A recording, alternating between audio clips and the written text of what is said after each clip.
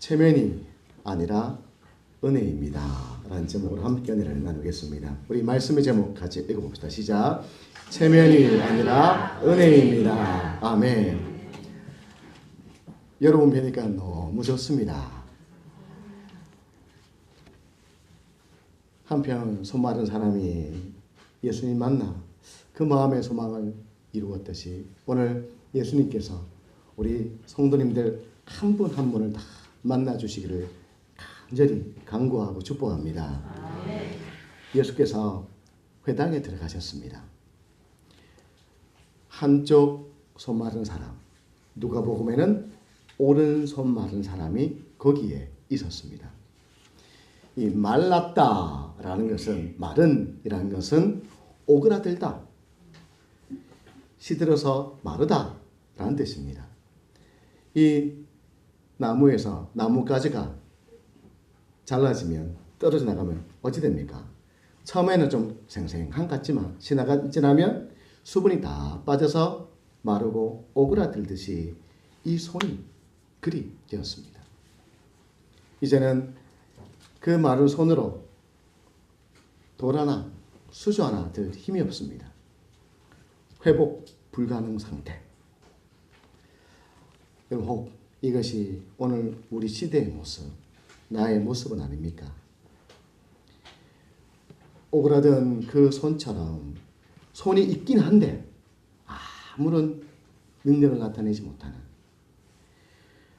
지금이요 코로나19 때보다 경제적으로 더 위축되고 마음도 오그라들고 내일에 대한 소망은 참 찾아볼 수가 없고 시들시들해지고, 믿기는 믿는데 문제를 돌파할 힘은 없고, 문제만 생기면 왜 그렇게 그 앞에서 좌절하고 넘어지고 한숨을 후 짓는지. 말라버린 손처럼 혹 내 가정에 사랑이 마르고 기쁨이 마르고 나에게 필요한 그 물줄기가 혹 말라있지 않습니까? 그러나 한편 손 마른 사람이 예수님 만나 그 마음의 소망을 이루었듯이 우리도 예수님 만나면 우리의 그 연약함이 치유되고 회복되며 마음의 소망을 이룰 줄 믿습니다. 어떻게 하면 나도 예수님 만나 마음의 그 소망을 다 이룰 수 있겠습니까? 첫째는요, 체면을 세우지 말고 은혜를 구하라. 같이 읽습니다. 시작. 체면을 세우지 말고 은혜를 구하라. 아멘. 지금 이곳은 예수님께서 안식이 되면 자주 가서 말씀을 전하셨던 가버나움 회당입니다. 가버나움 얘기 많이 듣죠. 이 가버나움은요, 이스라엘에는 큰 호수 두 개가 있죠. 저 남쪽에 사이바다, 수영 못하는 사람도 뛰어들면 둥둥 뜨는 사이바다, 소금바다, 그리고 그 위쪽에 우리가 잘 아는 갈릴리 바다, 그 갈릴리 바다 위쪽에 보면 가버나움이라는 도시가 있습니다. 그 가버나움 그 회당에서 예수님께서 말씀을 자주 전하셨습니다. 회당은 지금의 교회와 같은 역할을 했습니다. 이게 당시의 교회의 회당의 모습입니다. 말씀을 듣기도 하고 기도하던 것, 외형은 이렇게 생겼습니다. 그리고 안에는 말씀을 보관하는 그 두루마리, 말씀을 보관하는 보관함이 있었고, 그리고 중안에 이런 강대상 같은 것이 있어서 나이가 30이 넘어가면 누구든지 거기에서 말씀을 펴고 말씀을 강론을 할 수가 있었습니다. 근데 거기에 누가 있었습니까? 한편 손 마른 사람이 있었습니다. 지금은 가버나움 회당이 이렇게 흔적만 남아 있습니다. 우덩크니. 보통은 병자들이요, 예수님 하며 쫓아왔는데 지금 이 사람은 어디에 있습니까? 예수님을 쫓아온 것이 아니라 예수께서 회당에 들어가시니 거기에 있었습니다. 현실은 암담하고 손은 말라 오그라들어서 남 부끄럽지만 하나님이 주실 그 은혜를 사모한 것입니다. 은혜를 사모하는 성도는 남다릅니다. 뭐가 다를까요? 두 가지가 다릅니다. 하나는 은혜를 사모하는 성도는 은혜의 자리를 찾습니다. 이 사람 지금 어디에 있습니까? 말씀의 자리, 기도의 자리. 손이 말랐다, 마른이라고 할 때 오늘 본문에 쓰인 이 단어의 의미는 태어날 때부터 이 한쪽 손이 뭐 없다든지 말라붙었다든지 그런 의미가 아니고 살다가 처음에는 건강했는데 그것이 사고인지 병인지 모르겠지만 어떤 이유에서 이 손이 오그라든 것입니다.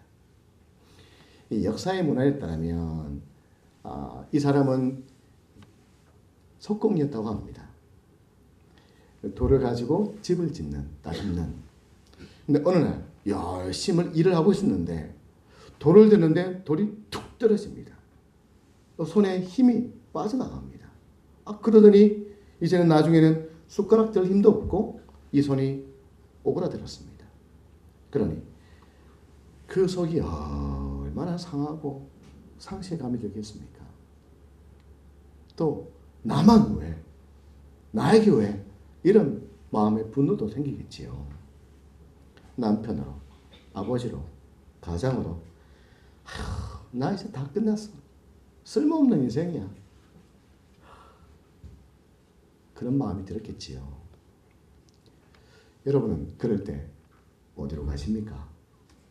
속이 상할 때, 여기서 막 부글부글 끓어오를 때 어디로 가십니까? 말씀 한번 해보시죠. 속 상할 때 쫙 다대포 받아가서 와! 하고 소리치십니까? 아니면 노래방 가서 목이 터져라 부르십니까? 그것도 아니면 아이 다 꼴보기 싫어 하면 방구석에 들어가서 입을 푹 뒤집어 쓰고 누우십니까? 때로는 나의 잘못, 죄로 인해 내 마음이 내 인생이 깨질 때 그때 어디로 가십니까? 우리가 가야 될 것은 예수님을 만나는 자리로 가야 됩니다. 그러면 삽니다. 내가 죽었더라도, 내가 죽을 것 같더라도 예수님 만나면 삽니다. 잠언 8장 17절에 이런 말씀하죠.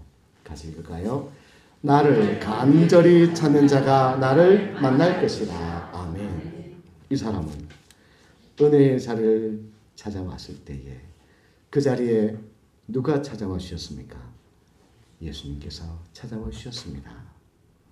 오늘 은혜의 자리에 나온 모든 우리 성도들 한 분 한 분을 주님께서 찾아와 주시고 만나 주실 것을 믿습니다. 아멘.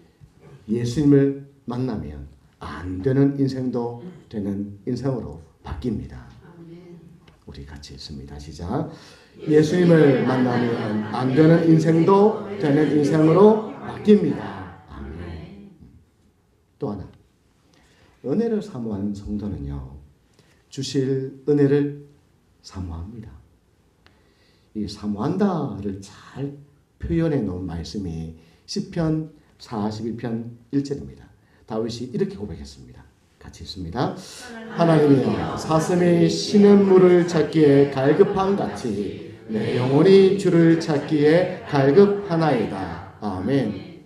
왜 하필이면 사슴이 시냇물을 찾기에 갈급하다 이리 표현했을까요? 사슴은요, 피가 뜨거워서 날씨가 어떻거나 조금만 목이 마르면 견디지를 못한답니다. 그래서 물.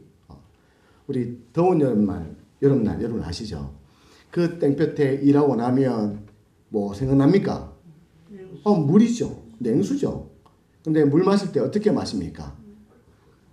깨작깨작 마시지 않고 벌컥 마시죠. 이렇듯 다윗이 하나님의 그 은혜를, 주님을 그리 찾았을 때에 하나님은 다윗에게 그의 꼭 필요한 은혜, 때를 따라 돕는 그 은혜를 주셨습니다. 성도는요, 은혜 받으면 이겨냅니다. 환경이 문제가 아니라, 상황이 문제가 아니라 성도는 은혜 받으면 이겨냅니다. 한 선배 목사님이 그러더군요. 목회를 하다가 참 여러 위기를 많이 만났는데 교회도 성도들도 그때마다 참 내가 능력이 있으면 예수님처럼 좀 돈도 고쳐주고 좀 재벌처럼 돈이 많으면 성도들 힘들 때 좀 한뭉태기 좀 갖다 주고 그러고 싶은데 참 그러지 못하고 그때 이 안타까움만 가지고 늘 하나님께 했던 고백이 있다는 것입니다. 그 고백이요. 하나님, 나는 못해요. 그러나 주님이 은혜 주세요. 아니 근데 그때마다 하나님께서 딱 맞추어서 그 은혜를 주시더라는 것입니다. 우리는 분명 녹록지 않은 현실 속에 살아갑니다. 그러나 예수 그리스도 그 고난의 그 십자가 그 뒤에 영광이 주어졌듯이 우리도 영광의 그날을 고대하면서 오늘을 믿음으로 살아가는 것입니다. 오늘을 믿음으로 살아가게 하는 것이 하나님의 은혜인 것입니다. 만약 이 사람이 내 이 손 부끄러운데 남들한테 내어놓기도 부끄러운데 내 체면을 내세웠다면 그 은혜 누리지 못했겠지요. 그러나 체면이 아니라 무엇을 구했습니까? 은혜를 구했던 것입니다. 여러분, 현실이 나를 삼키도록 내버려두지 말고 부활의 영광과 하나님의 그 은혜로 현실을 바꿔가는 성도가 되시길 축복합니다. 가정의 분위기를 바꾸고 가정의 영적 흐름을 바꾸고 교회의 그 분위기를 바꿔가는 성도가 되시기를 축복합니다. 우리가 한번 이렇게 고백해 봅시다. 화면 같이 한번 볼까요? 하나님, 나는 못해요. 주님이 은혜 주세요. 같이 고백합니다.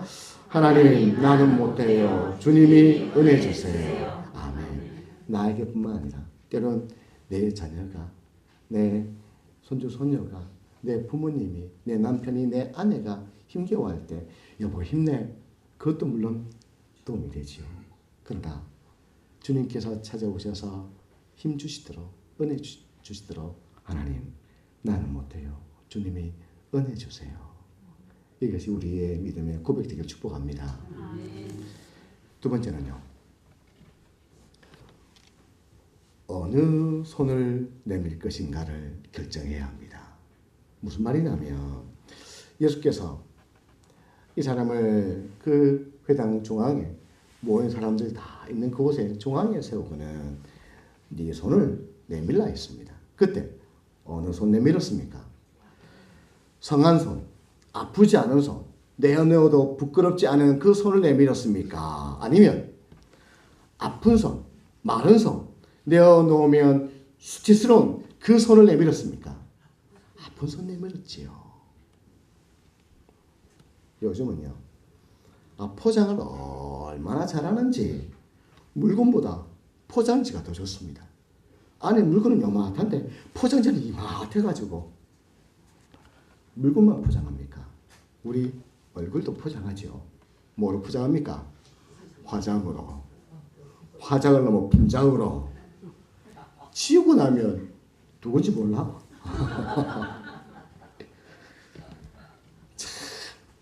마음은 소리가 아픈데 괜찮은 척, 안 아픈 척, 별일 없는 척, 다 잘 되는 척. 요즘 사람들 그리 포장하고 살지요. 그러나 우리의 시선은 어떻습니까? 죄로 인해 말라버린 우리의 그 구원의 손길, 능력이 없습니다.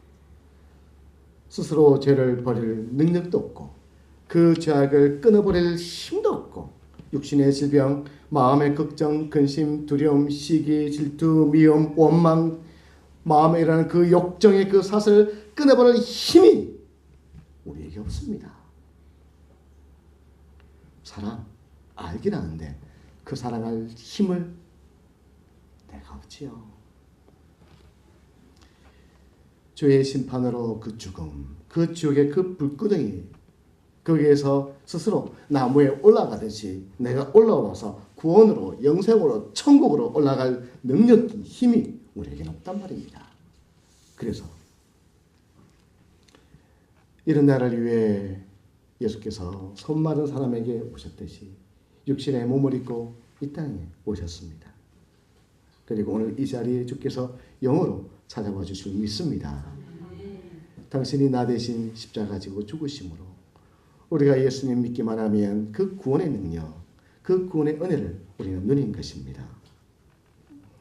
하나님의 아들이요 그리스도가 되시는 그 예수님께 나 위에 십자가 지신 그 주님께 내 손을 내어 밀기만 하며 주께서 오늘도 나의 손을 붙잡아서 진노를 축복으로 심판을 구원으로 지옥을 천국으로 바꿔주십니다. 여러분 그러니 내 손을 주님께 내어 미는 성도 되시길 축복합니다. 구주의 십자가 능력이 있습니다. 수치심을 주는 사회라는 책이 있습니다. 그 책 제목에서 느껴지듯이 우리의 사회는 사람들에게 그 수치심을 유발해서 그 사람의 그 마음을 무너뜨리고 인생을 무너뜨리는 사회라는 것입니다. 작은 것 하나만 발견되어도 아픈 거 콕콕콕콕 계속 찔러서 그렇지요. 그러나 우리 주님은 어떻습니까? 우리 주님은 우리의 그 죄의 수치심을 다 드러내는 것이 아니라 오히려 당신이 십자가로 다 짊어지시고 당신이 십자가에 설리신 그 보혈로 우리의 죄의 수치심을 다 씻어주신 분 우리 주님이십니다.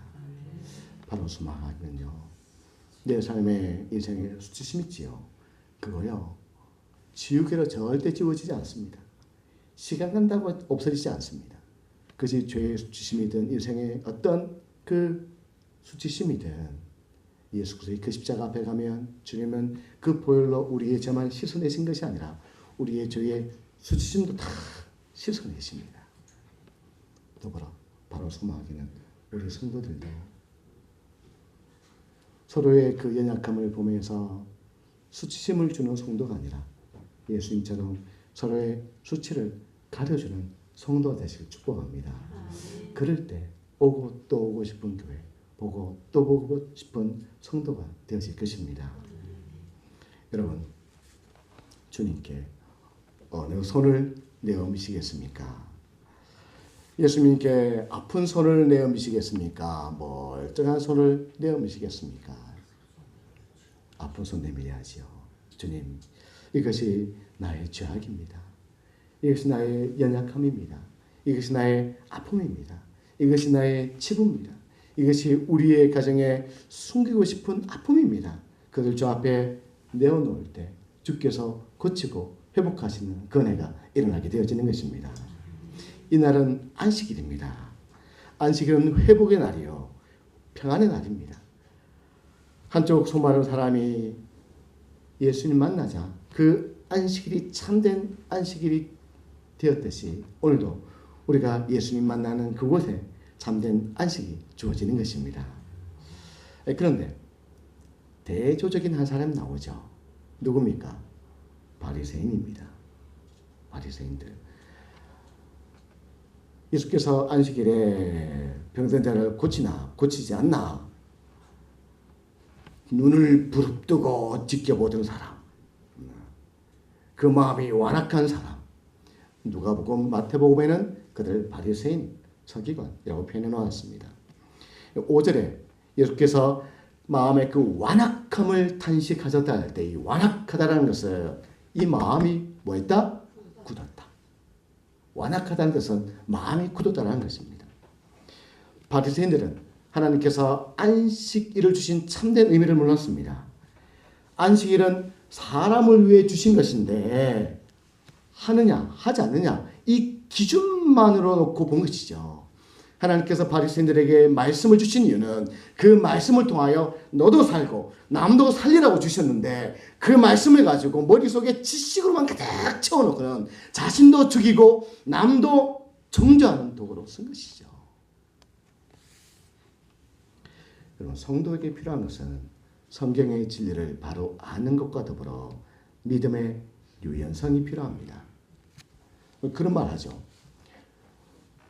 사람 나고 차 났지. 차 나고 사람 났나? 동일하게. 안식일은 누굴 위해 주신 것이다?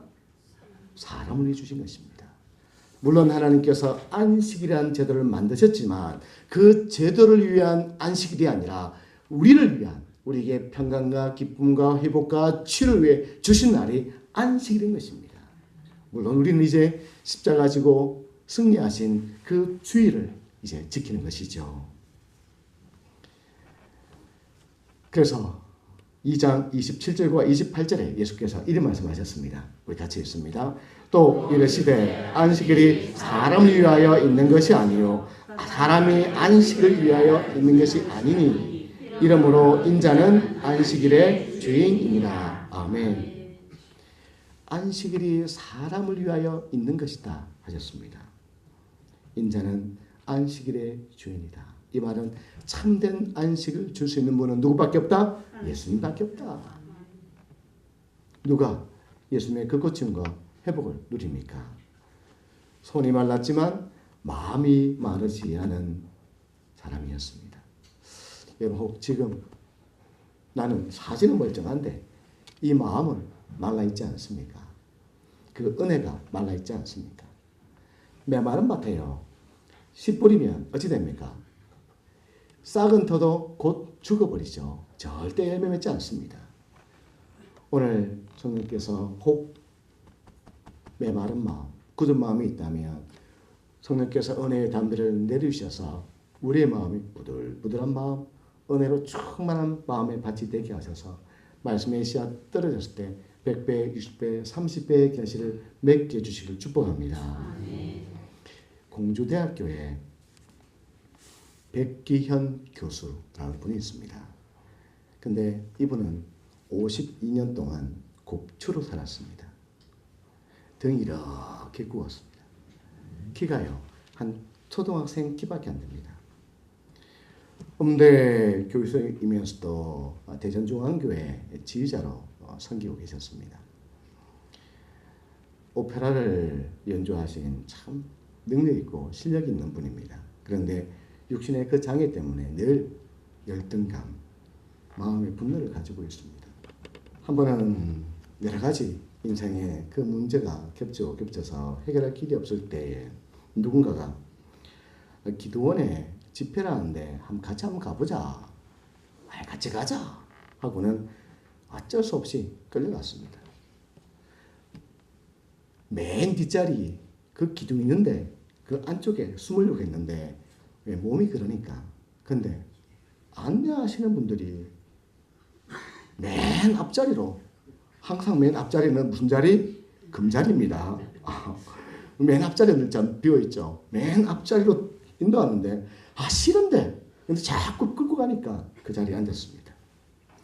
설가도 목사님이 그날따라 아멘을 얼마나 강조하는지, 심지어 여러분 두 손 들고 아멘! 옛날 기도는 그렇게 참 많이 했죠. 난 싫은데, 내 체질이 아닌데, 난 조용한 사람인데. 근데 맨 앞에서 안 하고 있으니까 이렇게 쳐다보더랍니다. 어쩔 수 없이 아멘! 아멘!